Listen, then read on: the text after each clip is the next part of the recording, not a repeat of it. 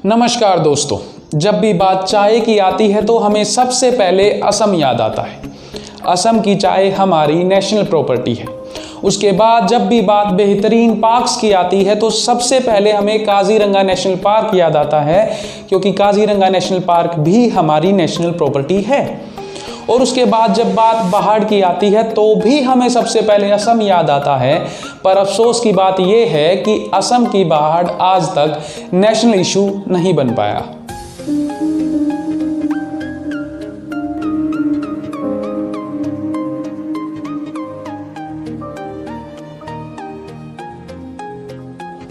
आसाम में हालत बहुत खराब है। 25 जुलाई तक के डाटा के अनुसार असम बाढ़ में अब तक 120 लोग अपनी जान गंवा चुके हैं।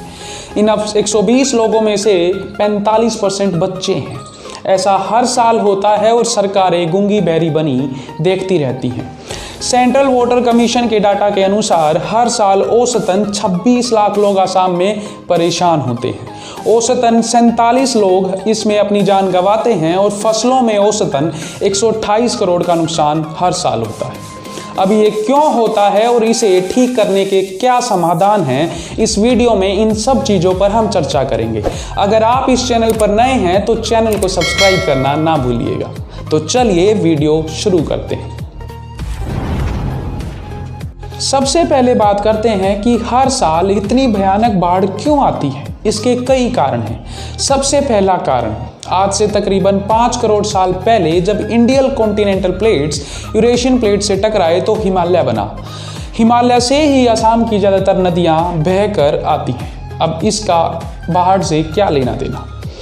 जब नदियाँ इतनी ऊंचाई से असम की तरफ आती हैं तो उनके पानी का बहाव काफ़ी तेज होता है। बात करें अगर ब्रह्मपुत्र नदी की, तो ये नदी जब तिब्बत से अरुणाचल प्रदेश में एंटर करती है तो उस समय ये सी लेवल यानी समुद्र तल से 5 किलोमीटर ऊपर बह रही होती है। उसके बाद जब ये असम में एंटर करती है तो उस समय ये मात्र 108 मीटर ऊंचाई पर बह रही होती है। तो अब आप इससे अंदाज़ा लगा सकते हैं कि जब नदी इतनी ऊंचाई से इतनी नीचाई पर आएगी तो उसका बहाव कितना तेज होगा।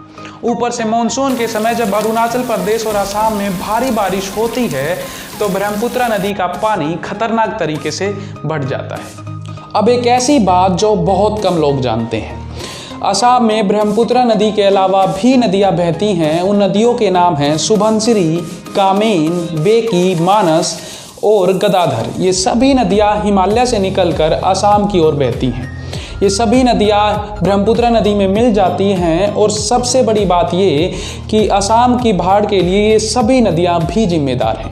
ये सभी नदियाँ जहाँ ब्रह्मपुत्र नदी में मिलती हैं वहाँ बाढ़ के चांसेस सबसे ज़्यादा हैं। और आज की तारीख में भी ये नदियाँ जहाँ ब्रह्मपुत्र नदी से मिलती हैं उन सभी स्थानों पर बाढ़ के हालात बने हुए हैं। ब्रह्मपुत्र नदी काजीरंगा नेशनल पार्क से भी होकर जाती है, जिससे वहाँ भी भारी नुकसान हर साल होता है। 15 जुलाई की रिपोर्ट के अनुसार 80% पार्क पानी में डूब चुका है और बहुत से जानवर अपनी जान गंवा चुके हैं।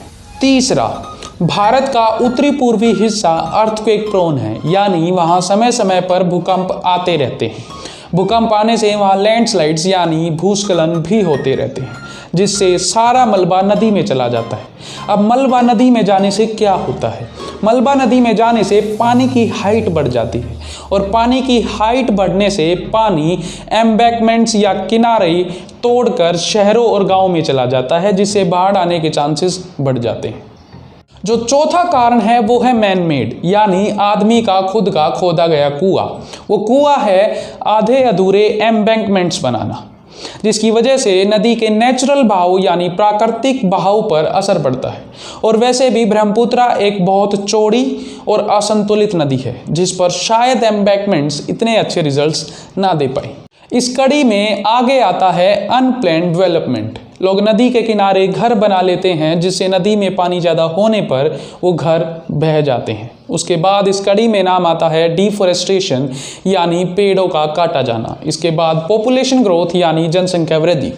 ज़्यादा जनसंख्या होने की वजह से लोगों को रहने के लिए ज़्यादा जगह चाहिए और लोग अनप्लैन्ड डेवलपमेंट स्टार्ट कर देते हैं। अब बात करते हैं कि सरकारों ने बाढ़ रोकने के लिए अब तक क्या क्या कदम उठाए हैं। 2017 में असम सरकार ने 40,000 करोड़ रुपए का एक प्रोजेक्ट चालू किया, जिसमें उन्होंने कहा कि सरकार नदी के अंदर जो सिल्ट जमा हो गया है उसे बाहर निकालेंगे। सिल्ट जो लैंडस्लाइड्स या भूस्खलन से जो मलबा नदी के अंदर गया था उसे निकालने की ये प्रोजेक्ट था। इसे निकालने से क्या होगा, इसे निकालने से पानी की हाइट कम हो जाएगी और बाढ़ आना शायद कम हो जाएगी। पर आपकी जानकारी के लिए बता दूं कि 2012 से 2014 तक ओडिशा सरकार भी ये कर चुकी है, पर इसका कोई फायदा नहीं हुआ। अमेरिका की एक संस्थान ने भी ये बात कही है कि इस तरीके से बाढ़ को रोका नहीं जा सकता। अब एक मजेदार बात और बताता हूं कि असम सरकार ने ये सिर्फ घोषणा की थी और धरातल पर 3 साल से इससे रिलेटेड कुछ भी नहीं किया। ऐसी ही एक घोषणा केंद्र सरकार ने भी 2017 में की थी, पर उस पर भी अब तक कोई काम नहीं हुआ। अब एक ऐसी बात जिसे बहुत सारे लोग मानते हैं कि एम्बैंकमेंट्स बनाने से बाढ़ को रोका जा सकता है। देखिए, एम्बैंकमेंट्स बनाना एक दो-धारी तलवार है। अमेरिका और चाइना में तो ये फैसला उल्टा पड़ ही गया। वहाँ एम्बैंकमेंट्स बनाने के बाद बाढ़ आने की फ्रीक्वेंसी ज़्यादा हो गई है। देखिए, अगर किसी सरकार को एम्बैंकमेंट्स बनाने हैं तो वो मजबूत और उनकी मेंटेनेंस रेगुलर होनी चाहिए, पर ये फैसला असम में होता नहीं दिख रहा। असम में ज़्यादातर एम्बैंकमेंट्स 1980 के आसपास बने थे, जिनमें से बहुत सारे कमज़ोर पड़ गए हैं और लगातार टूटने के कारण पानी शहर और गांव में चला जाता है, जिससे बाढ़ के आसार बढ़ जाते हैं। अब बात करें इसके पूरे सॉल्यूशंस की, तो आप इसका कोई हार्ड एंड फास्ट सॉल्यूशन नहीं निकाल सकते।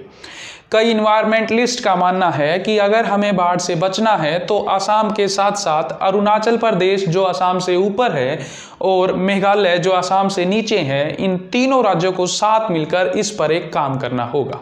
दूसरा और इस चीज का सबसे कारगर सॉल्यूशन वो है प्लैन्ड डेवलपमेंट। केंद्र सरकार को राज्य सरकारों के साथ मिलकर एक ऐसी नीति तैयार करनी चाहिए जिसमें ये सब लिखा हो कि लोगों को नदी के किनारे घर ना बनाने दिए जाएं। अगर वहाँ कोई ऐसी लीगल एक्टिविटी जैसे माइनिंग वगैरह होती है तो उन पर भी सख्त कार्रवाई की जाए। इन सभी चीज़ों के साथ, इन सभी चीज़ों को मिलाकर ही हम इन चीज़ों का सॉल्यूशन निकाल सकते हैं। इसके साथ साथ लोगों को भी ये बात समझनी होगी कि अगर वो किनारे पर जाकर रह रहे हैं तो वो अपने आप को मौत के किनारे पर बिठा के जी रहे हैं। हम आशा करते हैं कि सरकार अगले साल तक इस पर कोई ठोस पॉलिसी लेकर आएगी जिससे असम के लोगों को अगले साल इस समस्या से जूझना नहीं पड़ेगा।